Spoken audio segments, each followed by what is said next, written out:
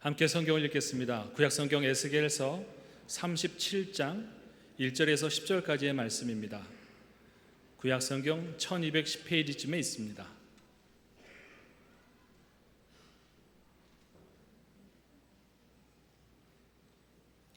에스겔서 37장 1절에서 10절까지의 말씀을 저와 여러분이 한 절씩 번갈아 읽겠습니다. 여호와께서 권능으로 내게 임재하시고 그의 영으로 나를 데리고 가서 골짜기 가운데 두셨는데 거기 뼈가 가득하더라.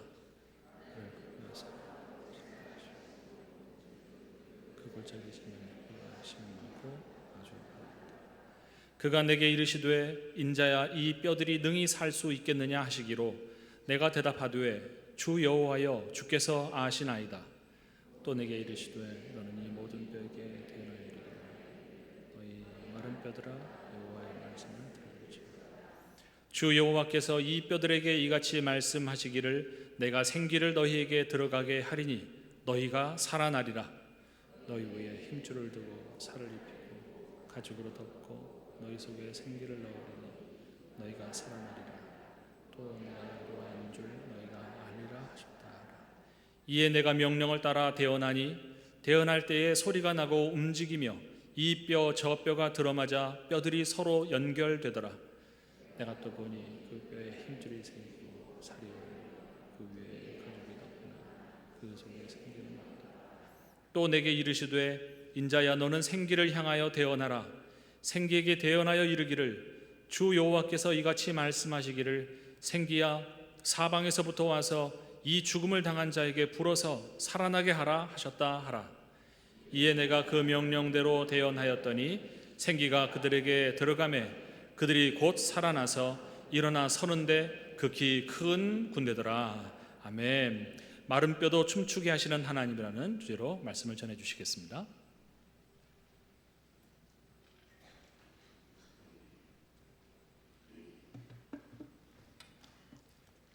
몇 주 전에 저녁에 일어나서 TV를 켰는데 어느 음악 프로그램이 진행 중이었습니다. 평소에 음악을 좋아해서 그 프로그램을 이렇게 보고 있는데 강남 스타일로 알려진 싸이라는 가수가 나와서 노래를 부르는데 모든 관객들을 다 일으켰고 관객들이 열광의 도가니 속에 빠졌습니다. 노래 두 곡을 부르는데 정말 한 사람도 빠짐없이 다 일어나서 같이 손을 흔들고 발을 구르면서 껑충껑충 뛰면서 춤을 추는 거예요. 그런데 진행자들이 얘기하는데 그때가 녹화 시간 새벽 2시라고 합니다. 여러분 새벽 2시에 일어나셔서 춤춰 보신 분 계세요? 아마 아파트에 사시는 분들은 층간소음으로 고발을 당할 것입니다. 한 사람도 빠짐없이 기쁨의 그 춤을 추는 그 모습을 보면서 저는 참 많은 생각을 했습니다. 아까 우리가 예배를 처음에 드릴 때 아이들이 나와서 이 찬양을 하면서 이렇게 껑충껑충 춤을 추는 모습을 봤습니다. 여러분은 언제 마지막으로 춤을 춰보셨습니까? 한번 생각해 보세요. 저도 생각해 봤어요. 언제 내가 춤을 춰봤는가? 예배를 드릴 때 어떤 분들은 손이 안 올라갑니다. 손이 이 정도 높이 올리는데 손 조금 올리다 이것도 좀 이렇게 뭐가 안 맞는 것 같고 어색해서 올리질 않습니다. 박수를 치는 것도 힘차게 치지 못하고. 왜 그렇습니까? 성경에서 춤은 기쁨과 감격과 찬양의 표현입니다. 영혼의 기쁨이 있으면은 우리는 춤을 춥니다. 찬양을 합니다. 감사를 합니다. 그런데 점점 감사와 감격과 찬양이 삶에서 줄어들게 됩니다. 보통 새해가 되면은 마음에 결심을 합니다. 올해는 내가 하나님과 긴밀한 관계를 맺을 뿐 아니라 말씀도 열심히 보고 기도도 하고 또 교회 봉사도 열심히 하고 그러다가 이제 오늘 26주 6월 25일입니다. 26번째 주일을 맞이했어요. 1년의 반 정도가 되면은 이제 시들어집니다. 열정도 식게 됩니다. 결심도 깨지게 됩니다. 거기다 더위가 시작하면서 몸도 늘어지면서 점점 게을러집니다.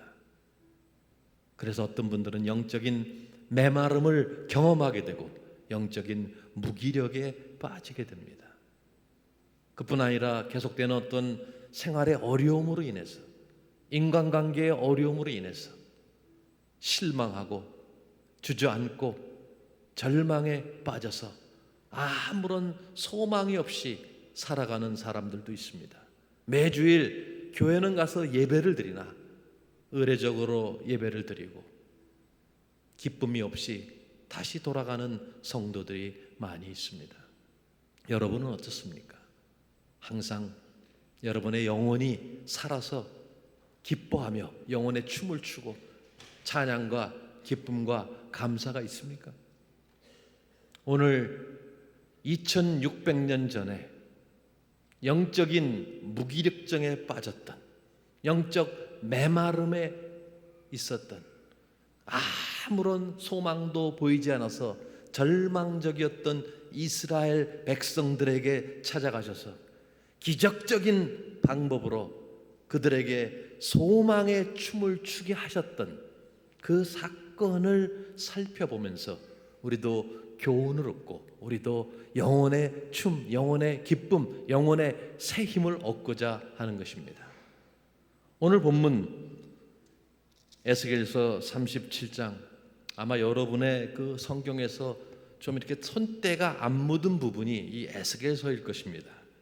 그래도 오늘 37장은 그나마 좀 알려진 부분입니다.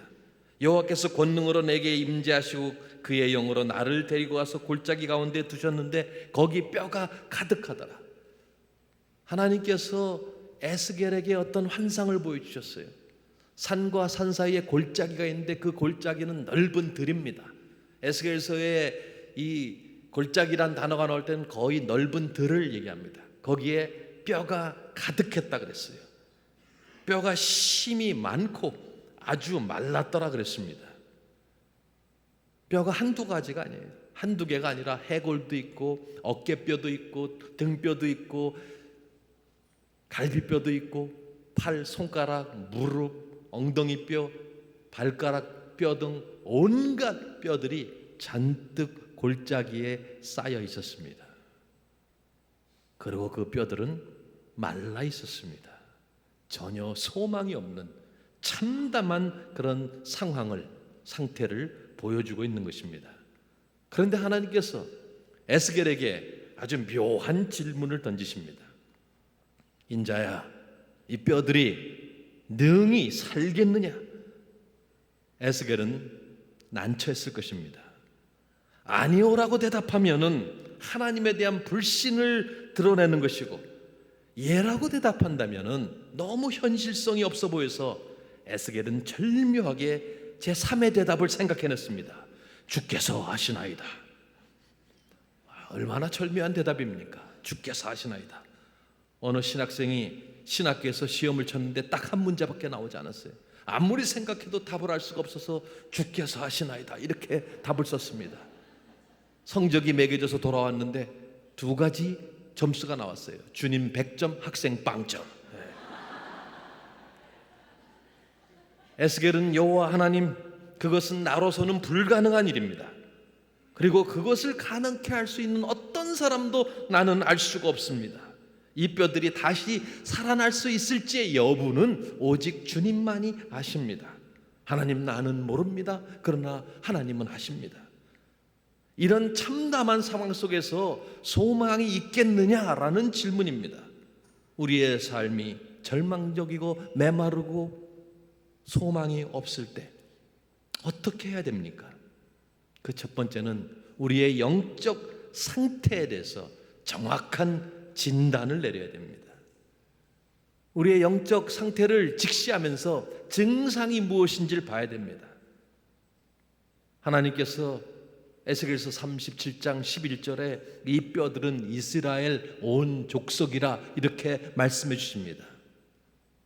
지금 포로로 잡혀온 이스라엘 백성들의 상태라는 것을 말씀해 주시고 있습니다. 이스라엘은 그들의 죄악으로 말미암아 바벨론에게 멸망을 당합니다. 주전 605년부터 시작해서 주전 597년까지 세 번에 걸쳐서 포로로 잡혀가서 70년 동안 포로 생활을 합니다. 예루살렘은 다 파괴됐습니다. 이들은 절망에 빠졌습니다. 그래서 아무런 소망도 갖지 못하고 주저앉아 있었습니다. 이 마른 뼈는 이스라엘 백성들의 영적 상태에 대한 정확한 묘사였습니다. 만일 하나님께서 저와 여러분의 영적 상태를 보여주신다면 어떠한 상태이겠습니까? 우리 자신의 모습, 우리 가정의 모습, 우리 교회의 모습을 하나님께서 생생하게 보여주신다면 과연 어떤 상태일까? 이스라엘 온 족속은 죽어 있었고 바짝 말라 있었습니다. 그들의 환경은 그들의 외부적 환경만큼 절망적이었습니다. 역사적으로 한 나라가 망했고 포로로 잡혀가서 포로 생활을 하고 있는 그러한 실정이었습니다. 에스겔 자신도 포로로 잡혀가서 포로로 잡혀있는 백성들에게 하나님의 메시지를 전하라는 부르심을 받은 것입니다. 극심한 영적인 공허감, 영적인 메마름, 절망 상태에 있었습니다. 그들이 이르기를 우리의 뼈들이 말랐고 우리의 소망이 없어졌으니 우리는 다 멸절되었다 하느니라. 영적, 정신적, 정서적으로 아무런 소망도 없는 상태였습니다. 멸절되었다. 영적 메마름, 영적인 무기력증, 영적인 절망 상태는 그들의 삶의 라이프 스타일이 되어버렸어요. 그런 상황이 오래 지속되다 보면은 덤덤해지고 무감각해집니다. 우리의 삶도 마찬가지입니다. 영적으로 메말라 있고 침체해지면은 그냥 처음에는 좀 위기의식을 느끼다가 그 다음에 무감각해집니다. 그리고 다람쥐 쳇바퀴 돌듯이 늘 똑같은 삶을 의례적으로 살게 됩니다. 그러면서 타협을 합니다. 이만하면 괜찮냐? 괜찮지 않을까? 뭐 우리가 살 만큼 살고 은행에 돈은 많지는 않지만 살 만큼은 있고 아이들도 뭐 무탈하게 학교에 다니고 있고 자동차도 한 대 있고 직장도 있고 뭐 일주일에 한 번 교회 나가서 예배 드리고 가끔 성경 보고 이 정도면 그래도 괜찮은 신앙인이 아닌가 타협을 하게 됩니다. 그리고 다른 사람들과 비교를 하게 됩니다. 하나님은 우리에게 이렇게 말씀하십니다. 너희가 갖다 대는 너희의 신앙을 측정하기 위해 갖다 대는 그 렌즈, 잣대는 그거는 옳지 않다. 그거는 너희들의 잣대고 내가 너희의 삶을 영적인 상태를 엑스레이로 찍어서 MRI로 CT 촬영을 해서 보여주는 것 그것이 진짜다. 이렇게 말씀하십니다. 그런데 우리는 늘 우리의 잣대를 갖다 댑니다. 내 이웃집과 내 친구들과 성도들과의 삶을 비교하면서 이 정도면 그래도 괜찮은 크리스찬이다라는 생각을 하게 됩니다. 제가 신학교 시절에 이제 제 아내랑 같이 운전을 하고 가는데 앞이 잘 안 보였어요. 그래서 와이퍼로 물을 틀어서 닦았어요. 그래도 잘 안 보여서 차를 세워서 클리넥스로 앞에 유리를 닦았습니다.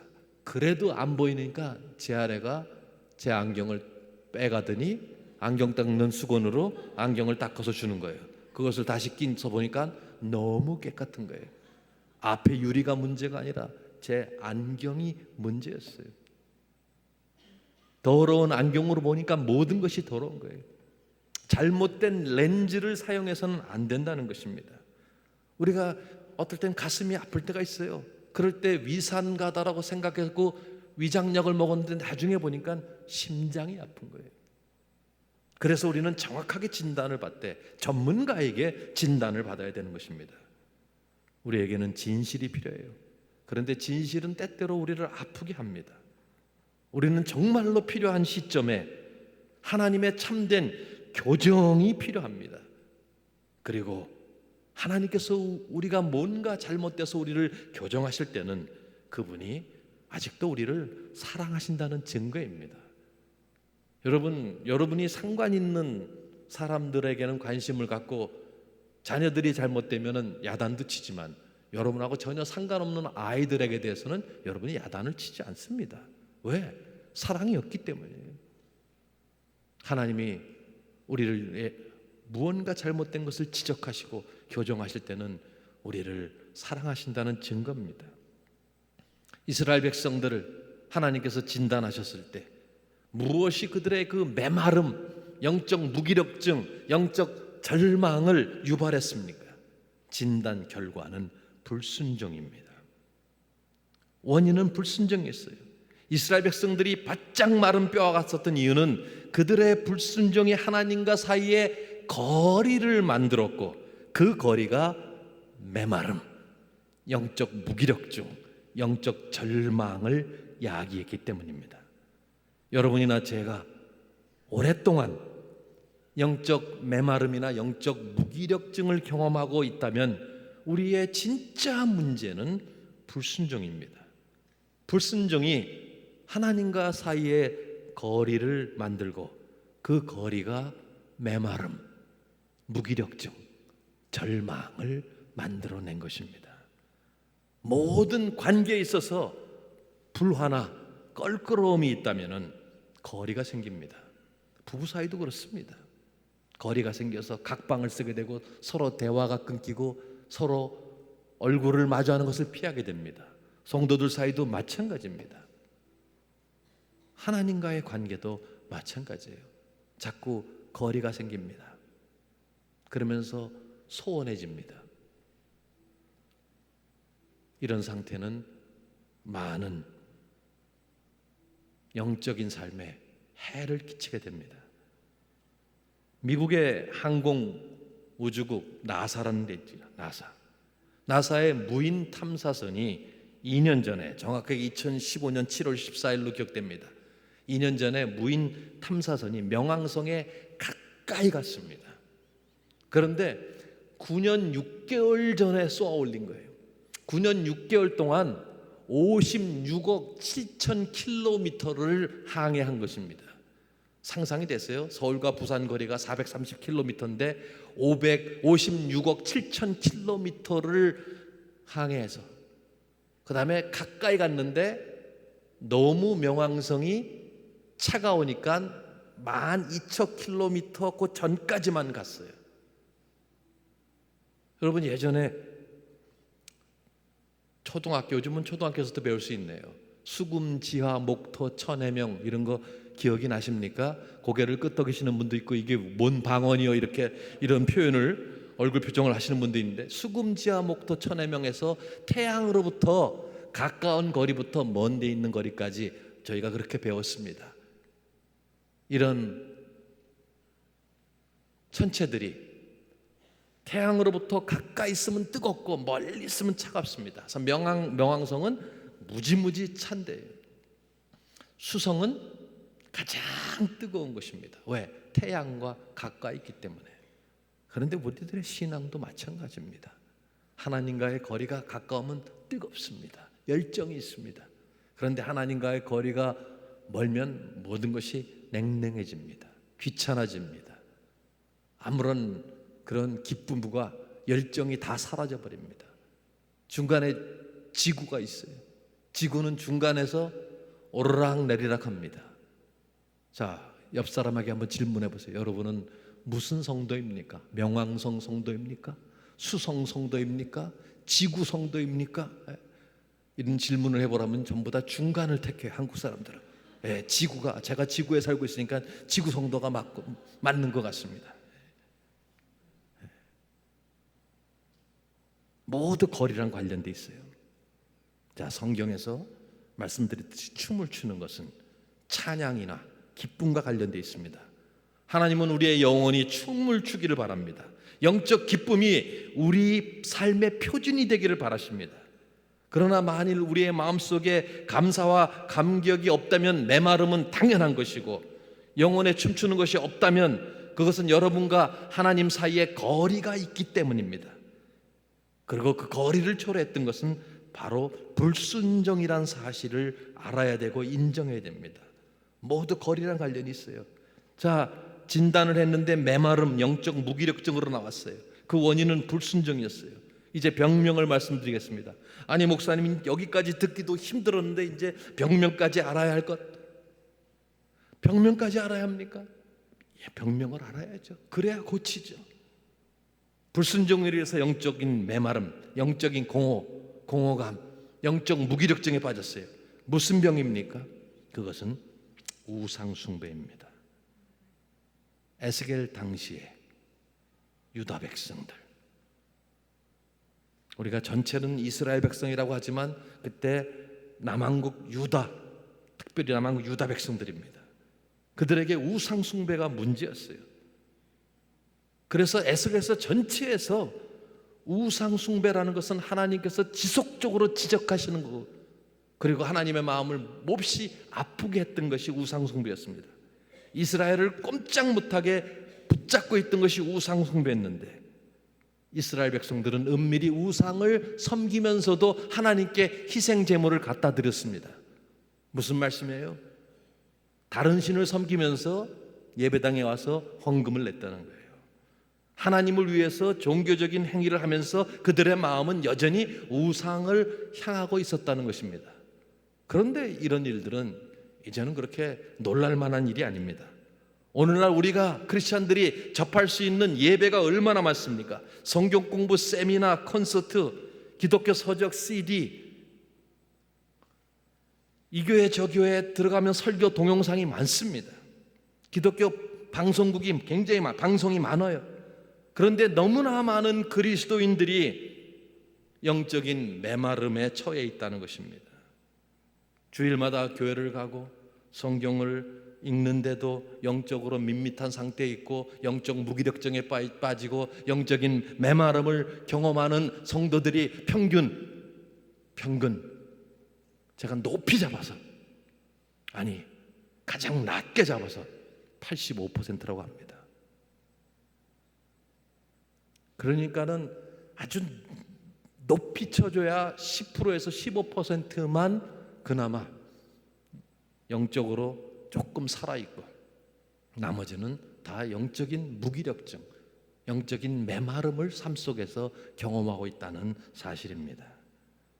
아니 목사님, 제가 무슨 우상을 섬깁니까? 저는 매주 교회 나가서 하나님을 예배합니다. 이렇게 얘기할 수 있어요. 우상이 뭡니까? 우상은 우리의 삶 속에서 하나님이 계셔야 할 자리에 대신 갖다 놓으려고 시도하는 다른 어떤 것이나 어떤 사람입니다. 그것이 부와 물질일 수도 있습니다. 성공일 수도 있습니다. 취미일 수도 있습니다. 등산일 수도 있습니다. 골프일 수도 있습니다. 외모 지상주의일 수도 있습니다. 쇼핑일 수도 있습니다. 우리들의 자녀일 수도 있습니다.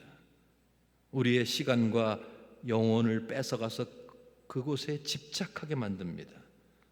그러다 보면 우리의 영혼을 메마르게 만들고 영적인 기쁨을 상실하게 만듭니다. 그러면은 그 공허함을 달래기 위해서 다른 어떤 것 또는 다른 어떤 사람을 바라보게 됩니다. 그런 행위가 우리가 주님을 전혀 사랑하지 않는다는 말씀이 아니라 우리가 주님을 최우선적으로 사랑하지 않는다는 말씀입니다. 여러분은 하나님으로부터 멀게 하는 우상이 뭐가 있습니까? 골프 대회를 위해서는 10만 원, 20만 원 선뜻 내지만 주님께 헌금을 드릴 때는 그 20만 원을 붙잡고 망설이거나 주저한다면 그것은 골프가 여러분의 삶에 우상이 되어 있기 때문입니다. 예능이나 TV를 보는 시간은 전혀 아깝지 않은데 주님을 위해서 섬기는 시간이나 예배드리는 시간이 아깝다면 그것은 TV가 여러분의 우상이 되어 있는 것입니다. 쇼핑을 몇 시간씩 하는 건 지칠 줄 모르고 하는데 교회 와서 1시간 봉사하려면 힘들다고 합니다. 피곤하다고 하고, 그러면 쇼핑이 여러분의 우상이 되어 있는 거예요. 하나님의 영광을 위하여 여러분의 편리, 하나님의 영광을 위한 보다 여러분의 편리함이나 안락함을 위한다면 그 편리함과 안락함이 여러분의 삶의 우상이 되어 있는 거예요. 자녀들의 공부를 위해서 학원을 쫓아다니고 많은 시간을 쏟으면서 영적 성장을 위한 프로그램은 등하시한다면 여러분의 그 자녀에 대한 집착이 여러분의 우상이 되어 있는 것입니다. 저는 여러분의 우상이 무엇인지 몰라요. 그러나 하나님은 정확하게 알고 계십니다. 먼저 그 우상을 여러분의 삶 속에서 제거하셔야 됩니다. 자, 영적인 증상은 메마름이고 영적 무기력증이고 영적 공허감이고 절망입니다. 그리고 하나님과의 소원함이에요. 그 원인은 불순종이었고 병명은 우상 숭배였습니다. 그럼 어떻게 회복될 수 있는가? 이에 대한 하나님의 처방은 무엇인가? 우리는 하나님의 처방을 받아들여야 됩니다. 하나님께서 에스겔에게 처방을 주십니다. 우리가 병원에 가면 처방을 받습니다. 제가 한국에서 병원에 가보니까 처방을 줄 때 이렇게 컴퓨터로 쳐서 프린트돼서 나오더라고요. 저는 미국에서 오래 생활하는데 미국에서는 아직도 의사가 써줍니다. 이렇게. 근데 의사가 써주는 그 필체는 약사만 알아봅니다. 저희는 아무리 봐도 뭐라고 썼는지 그것 좀 제대로 써주면 안 되나? 근데 한국에 오니까 타이프 쳐서 금방 볼 수 있는데 물론 약 이름은 잘 알 수가 없지만 그럼에도 불구하고 그 제대로 알지도 못하는 그 처방약, 처방 가지고 그거를 굳게 믿고 의존을 합니다. 그렇죠? 영적도 마찬가지예요. 영적 상태에 대한 하나님의 진단과 하나님이 처방을 주실 때 우리는 그 처방을 믿어야 돼요. 처방대로 살아야 돼요. 그 첫 번째 처방이 뭡니까? 하나님의 말씀이에요. 37절 4절에 너는 이 모든 뼈에게 대언하여 이르기를 너의 마른 뼈들아 여호와의 말씀을 들을지어다. 오늘 우리에게 말씀하십니다. 여호와의 말씀을 들을지어다. 여러분, 에스겔에게 공동묘지를 향해서 해골을 향해서 설교하라 그러는 거예요. 저는 여기저기 설교를 하나 다니면서 이런 경험을 할 때가 너무나 많아요. 예배를 딱 시작해서 설교를 하러 나왔는데 마치 공동묘지에 보면 비석들이 서 있는데 전부 비석 같은 그런 느낌을 얻을 때가 있어요. 냉랭하고 저분이 또 오늘 무슨 말씀을 하려나, 우리 뭐 들을 만큼 들었다 다 안다. 그 표정에서 아니 설교를 하다가 제가 설교를 하는 도중에 주무시는 것은 제 잘못이에요. 제가 설교를 너무 재미없게 했거나 졸게 했기 때문에. 근데 설교하기 전부터 이미 시체 수준에 있는 분들이 상당히 많습니다. 마른 뼈 상태로 왔다가 마른 뼈 상태로 가는 분들이 많습니다. 그들의 유일한 소망은 축도입니다. 언제 또 빨리 축도하려나.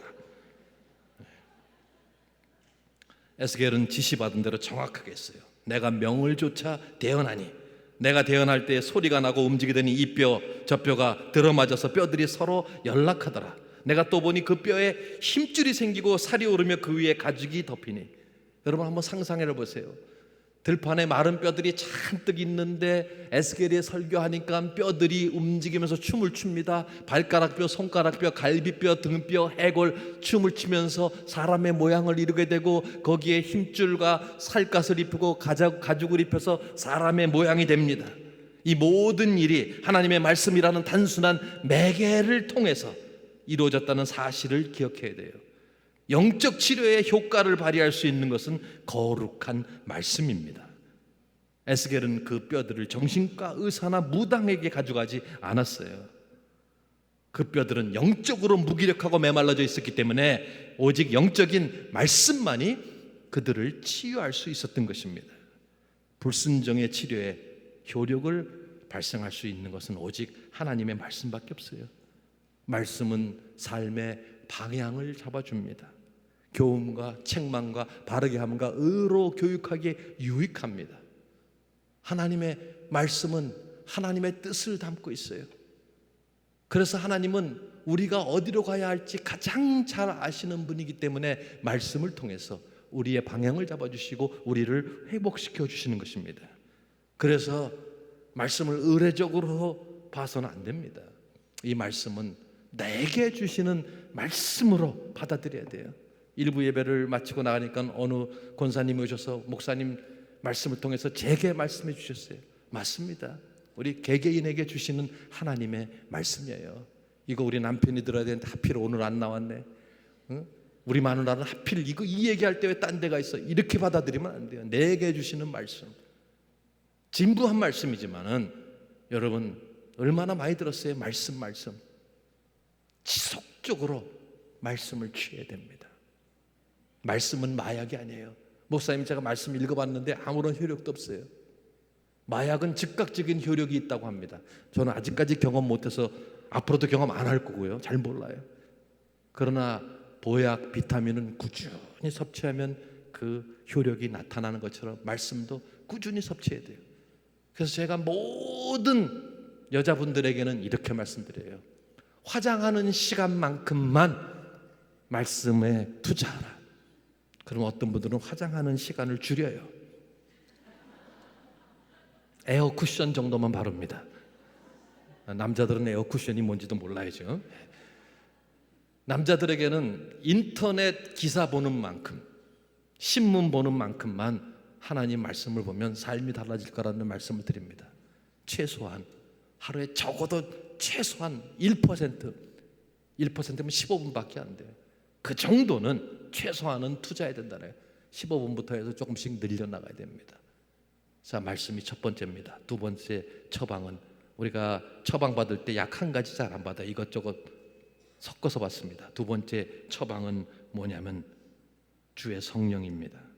마른 뼈들은 완전한 모양을 갖춘 인간의 몸으로 변화했지만 아직도 무언가 빠진 게 있어요. 그 속에 생기는 없더라. 히브리인들의 사고방식에서는 생기와 바람과 영 같은 개념입니다.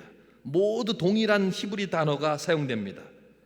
그래서 에스겔 선지자는 한 번 더 순종합니다. 이에 내가 그 명대로 대언하였더니 생기가 그들에게 들어가매 그들이 곧 살아 일어나 서는데 극히 큰 군대더라. 자, 개개인이 생기를 얻게 됩니다. 성령이 그들의 안에 들어갑니다. 이제 온전해졌습니다. 그런데 큰 군대를 이뤘어요. 개개인이 회복되었을 때 공동체가 전체적으로 힘을 얻는 것입니다. 말씀을 공부하는 것은 필수적이지만 그것으로 충분하지는 않습니다. 여러분을 완전하게 변화시키지는 않습니다. 교회에 가고 기독교 방송을 듣고 기독교 서적을 보고 이 모든 것이 너무너무 멋진 일이지만 나는 어느 성경 공부에 참석하니까 그거로 충분하다, 그렇지 않습니다. 이 모든 일을 하면서도 영적으로 여전히 무감각할 수 있어요. 실제로 전진하는 삶을 살고 있는 크리스천들을 보면은 그들은 뭔가 달라요. 매번 쳇바퀴 도는 그런 크리스천이 있는가 하면 항상 열정이 넘치는 크리스천들이 있어요. 그 차이는 뭐냐면요, 성령님을 의존하느냐 아니냐, 그 차이입니다. 모든 그리스도인들은 성령이 우리 안에 계시는데 모든 그리스도인들은 둘 중에 하나 상태입니다. 내 육을 의존하든지 성령의 인도하심을 의존하든지 둘 중에 하나지 중간은 없습니다. 내 육의 욕심을 따랐든지 성령의 인도하심을 따랐든지 둘 중에 하나라는 거예요. 성령은 하나님의 생기요 하나님의 호흡입니다. 성령께서 우리 자신의 삶을 통치하도록 우리 자신을 내드리는 거예요. 매 순간.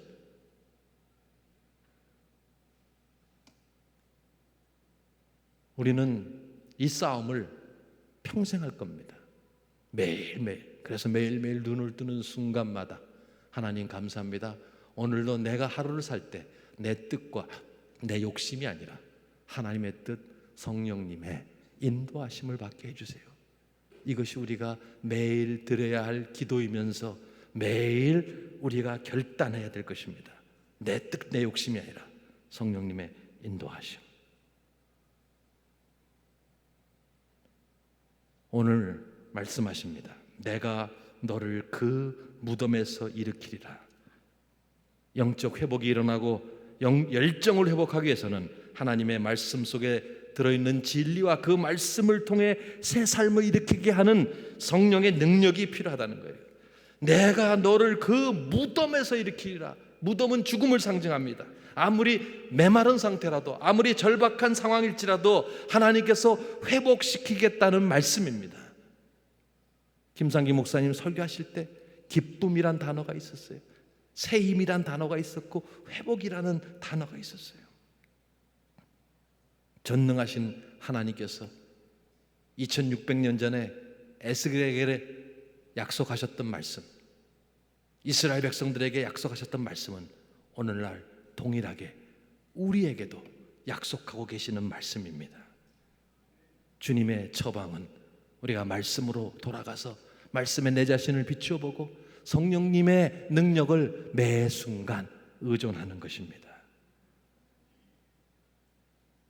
아무리 여러분이 현재 영적으로 메말라 있든지, 무감각 상태에 있든지, 무기력증에 빠졌든지, 절망적인 상황에 있다 할지라도 우리가 가질 수 있는 확실한 소망은 하나님의 에너지가 우리 안에서 역사하셔서 우리를 회복시킨다는 사실입니다. 이 시간 우리의 영적인 메마름에 대해서 회개하고 하나님과 거리를 두었던 것을 회개하고 말씀을 통해서 다시 하나님께 가까이 가시기를 바랍니다. 성령님께서 우리 안에 다시금 하나님을 향한 뜨거움을 주시도록 간절히 간구하시기 바랍니다. 그리하면 마른 뼈들도 춤추게 하시는 전능하신 하나님께서 우리의 메마른 영혼을 말씀과 성령의 단비로 촉촉이 적시어서 우리로 하여금 은혜의 빛 속에서 춤추게 하실 것입니다. 기도하겠습니다.